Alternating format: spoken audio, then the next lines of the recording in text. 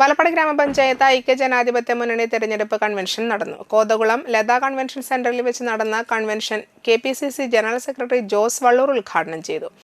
കോൺഗ്രസിന്റെ യുഡിഎഫിന്റെ അഭിമാന താരങ്ങളായ സ്ഥാനാർത്ഥികളെ അവതരിപ്പിച്ച് ഐക്യജനാധിപത്യ മുന്നണി മുന്നോട്ട് പോവുകയാണ്.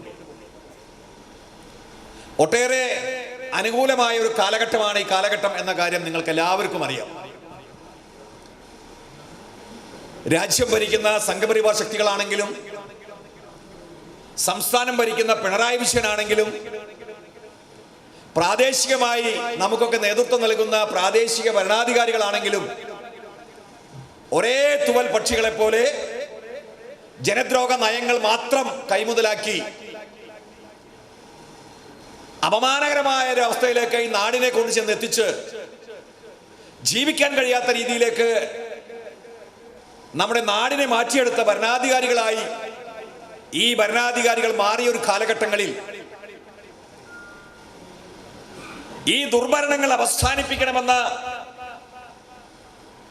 മുഴുവൻ ആളുകളുടെയും മനസ്സിലെ ആഗ്രഹം അത് യാഥാർത്ഥ്യമാകുന്ന ഒരു തെരഞ്ഞെടുപ്പാണ് കടന്നു വരുന്നത്. മണ്ഡലം പ്രസിഡന്റ് PS സന്തോഷ് മാസ്റ്റർ അധ്യക്ഷനായി.